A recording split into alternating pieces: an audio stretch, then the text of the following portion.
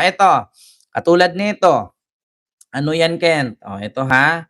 Pakinggan niyo mga kababayan, katulad nito, sa speaking of putok-putok sa Senado, sino bang may gawa? Mga kababayan, tatanungin ko kayo, sino ba ang nasa likod ng putukan sa Senado? Sino ba ang nagpatakas kay Bato? Paki-comment diyan, mga kababayan. Paki-comment, sino ang nasa likod ng putukan sa Senado at sino ang nagtakas kay Bato? Paki-comment mga kababayan, para hindi tayo sabihang bias dito. Kasi actually nanood naman kayo, napanood nyo naman. Sino ang nasa likod ng pagtakas ni Bato? At sino ang nasa likod at bakit pinayagan na magpaputok si Aplaska? Yan. Bakit pinayagan magpaputok si Aplaska? Mhm. 'Di ba? So si Cayetano at si Robin, ayan, yan yung mga comment ninyo. Cayetano at Robin. So ngayon mga kababayan, sinagot ng palasyo ang bintang ni Sara na ang dapat daw sisihin at may kasalanan sa kaguluhan ngayon sa politika ay ang administrasyong Marcos or si PBBM. Ito ha, pakinggan nyo mga kababayan, yung sagot ng Malacanang, no? May buwelta. Actually, mga kababayan, ni real talk po talaga, mga kababayan, ni tawag dito, ni real talk po talaga ni Yussi Claire Castro, mga kababayan, itong banat ni Sara ngayon na si PBBM daw ang dapat sisihin at si PBBM daw ang nasa likod ng kaguluhan. Pakinggan ninyo ha. Ito. Sa nangyayaring tensyon sa Senado. Ayan. Ito ang sagot ng palasyo sa pahayag ni Vice President Sara Duterte na ang nangyayari, walang kinalaman ang Pangulo sa nangyayaring tensyon sa Senado. Ito ang sagot ng palasyo sa pahayag ni Vice President Sara Duterte na ang nangyayaring gulo sa Senado ay refleksyon umano ng pamumuno ng administrasyon. Pagbibigay diin ng Malacanang walang katotohanan ang aligasyong ito ng Vice Presidente.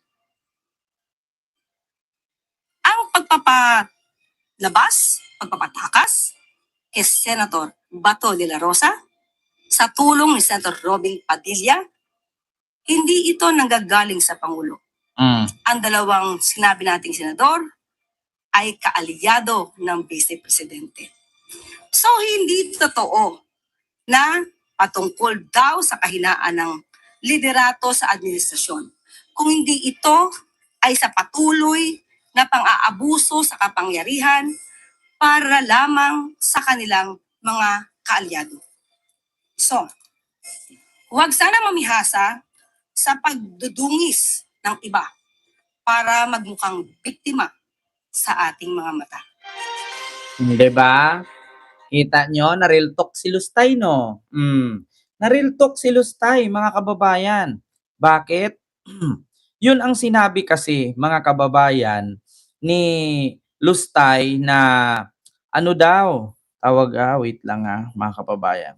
Sabi ni Lustay na resulta yan ng kahinaan ng pamumuno ni PBBM. Kaya nagkakanda gulo-gulo ngayon sa Senado at saan pa dito sa gobyerno.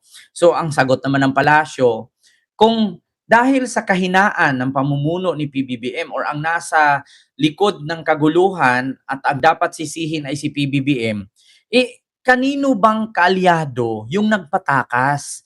Sino ba ang nagbigay ng authorization or authorize para magpaputok, no, si Aplaska, ang Senate Sergeant at Arms?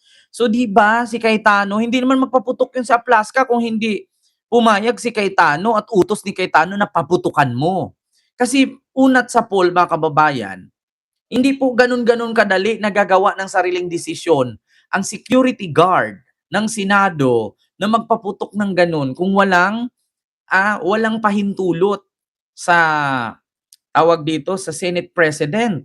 'Di ba? Diyos ko mga kababayan, kaya sa totoo lang, hindi dapat ang hilig kasi ni Sara talaga, mga kababayan. Alam niyo, ang hilig nilang mag-twist. No? Ang hilig nilang mag-twist. Kasi napansin niyo noon si Digong pag nag-rally, Ang sabi, meron tayong presidente, bangag noon, bangag ngayon, bangag ang ating presidente. Yan ang sabi. Tapos ending, nung itinanong na siya, mga kababayan ng media, sabi, bangag, adik, wala akong sinabi ganyan. Di ba, binabaliktad nila. Kita nyo mga kababayan, isisi sa presidente ang kahinaan sa pamumuno kaya nagkaroon ng kaguluhan. Eh kung gusto nyong maghigpit si PBBM, baka naman maitulad si PBBM sa tatay nyo. Sobrang higpit, asan yung tatay nyo ngayon? 'Di ba? Hindi porket presidente ka, kaya ikaw na yung masunod.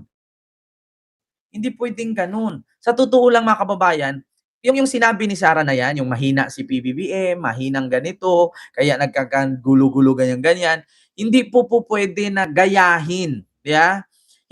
Actually sa totoo lang mga kababayan, ganito yan. Ang gusto kasing mangyari ni Sara ay kamay na bakal. Kaya nga isa sa rason niya na may mga DDS pa rin ang humahanga sa kanya na sana si Sara ang maging presidente. Bakit? Kasi magaling siya. Oo, matapang siya. Uy, mga ulaga, huy, mga bobong DDS. Hindi po sa ganun na kailangan natin ng matapang na presidente para mawala ang korupsyon, kailangan nating matapang na presidente para umunlad ang bansa, hindi po ganun. Hindi po nakakatulong ang pagiging matapang na pinuno kapagka para umunlad ang ating bansa. Walang ganun. Bakit? Bakit nung panahon ni Digong ang tapang-tapang niya, bakit ni isang kurap walang naipakulong? 'Di ba? Hindi po solusyon para maubos ang korupsyon or mahinto ang korupsyon para sa isang matapang na pinuno. Hindi po. Bakit? Di ba si Digong dati, ang sabi niya, pasara ko yung ABS-CBN, hindi kayo nagbayad. Yung Philippine Airlines, hindi nagbayad. Anyari? Nung panahon ba ni Digong, sino po bang naikulong na korap? Yung hindi planted ang kaso kasi si Dilima napakulong niya, plinantingan niya ng kaso eh. Si Trillanes nga, sinubukang plantingan, hindi tumalab yung kaso ni Digong eh. Biruin mo, tinanggal yung amnesty, tapos palpak kasi wala namang palang kapangyarihan ang presidente magtanggal ng amnesty. Ang may kapangyarihan lang magtanggal ng amnesty o pardon ay ang Korte Suprema. 'Di ba? Kita nyo mga kababayan, yung ginawa ni Digong noong panahon presidente, siya abusing of power yun. Pangalawa, silent martial law. Yun yung totoong silent martial law. Sir Mac Juan, hello po, Inanay Minda. Yun yung totoong silent martial law. Mga kababayan, nung panahon ni Digong. Bakit? Why? Kasi po, ganito po yan. Una, saan ka nakakita? Wala po sa saligang batas na kapag nakita kang gumamit ng droga, nagbenta ng droga, nagtulak ng droga, ay papatayin. Ang meron sa saligang batas ay aristuhin, kasuhan, pagnanalo, laya, pag hindi nanalo, kulong. Ganun po yun. So, anong ginawa ni Digong? Encourage the criminal para may rason tayong patayin sila. Encourage to fight. Encourage the criminal to fight, either legal or illegal, akin yan. Sabi ni Digong yan, memorize ko yan. Boses pa nga lang, gaya ko. Yung sinabi pa kaya, hindi. 'Di ba? Ma'am Jaffina, hello po, yung kayo nagkaisa multipurpose, hello po. Lovely Buon, hello po. Ma'am Sir Kendry, and Kananay Minda, hello po. 'Di ba? Ganun yun mga kababayan. Nung sabi ni Digong, encourage the criminal to fight para may rason tayong patayin sila. Either legal or illegal, akin yan. Huwag mong subukan. Masira ang buhay mo. Sinong buhay na sira ngayon? Diba? Mamirian. Ayun, Sir Mac Juan. Kuwang-kuha kayo. Si Inday. Mag-init kayo kay Inday. Kay iba yan si Inday. Pag ako nag-utos, patayin mo yan. Si Inday, bakit buhay pa yan? Hindi kayo duman sa akin, hindi kayo punta sa langit. Ay, sige, buloy pala yun. Ang imong amahan, gipalubong sa akong amahan, pero ang akong amahan, imong gipapreso, putang ina ka. Sino yon? Si Baste. Ito naman. Sabihin mo, saan siya dalahin? Tang ina ka. Sino yon? Si Kitty. Ito pa yung isa. Putang ina ninyong lahat. Martin Romualdez, Lisa Marcos, Bongbong Marcos. Sa palabas na pinamagatang Sara Duterte, galit na galit nang i-contempt si Zulaika. Di ba? Ganon yan. Merong si Bongbong Marcos bangag noon, bangag ngayon. Meron tayong presidente, bangag ng ating presidente. Kayo mga kapulisan, military, payag ba kayo na ganyan ang mamuno ng Pilipinas si adik? Diba? Ganon yun, diba? Sir Maki Kwan. Ma'am Livy. Ayan, Mamina Subrana. Hello po sa iyo dyan. Lifestyle. May love shout out. Di ba? Ay, nako. May isa pa tayong nakalimutan. Wala na yung makatubong. Wala na yung makapugong pa nga mga bangag. Makalaya na gyud siya. Makalaya na gyud siya.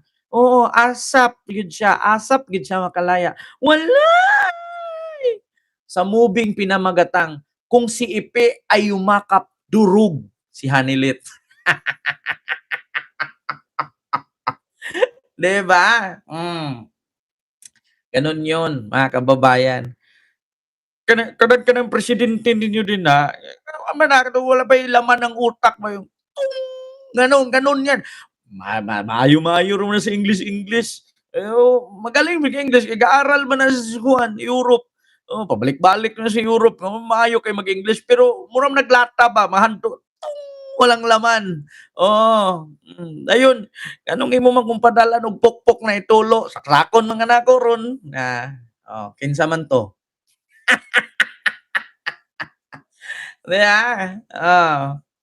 Kinsa man to. Sige padala pokpok na itulo. Yan na.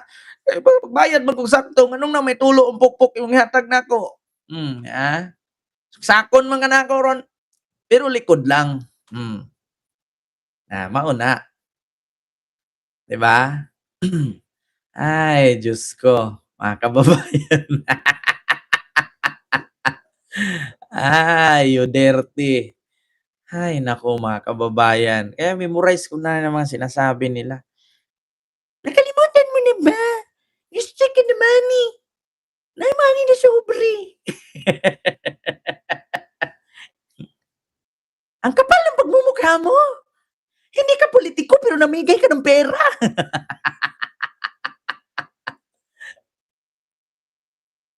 Meron ka pang ano sa akin na meron ka pang written. May naalala mo na pinadalhan mo ako ng sobre. Ang laman ng sobre, DepEd. Kaya pinamigay ko sa DepEd. Meron ka pang written instruction na kunin sa isang tao yung pera. Tapos yan, sabihin ninyo, confidential. Ako po, si Gloria Mercado. Binigyan po ako ng siyam na envelope ni Vice President Sara. Hindi ko po binuksan yung envelope kasi may lamang pera. Ay, nako, giahak. Kaya, yun po yun mga kababayan. Sabi ni Sara na dapat daw sisihin sa kaguluhan ngayon sa gobyerno, sa Senado, ay si PBBM dahil sa mahina nga na pinuno, mahina na nilalang. Sabi naman ni Yussi Claire Castro, sino ba ang nagpaputok?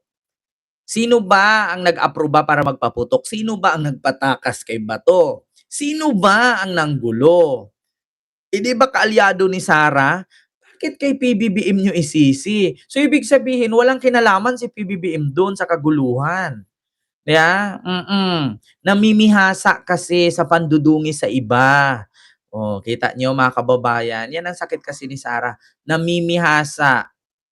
Puro na lang puna, puro paninira, pero pag tinanong mo anong ginawa, hala, sige, gala. Gala dito, gala doon. Yan yung ginagawa niya. So, yun po yun, mga kababayan, no? Yung ating topic, no, sa mga oras na ito. So, mag-ingat po kayo palagi. Ayan, Ma'am Winifred, Nanay Minda, hello po, Sir Kenry, hello po. So yun lang, maraming salamat mga kababayan.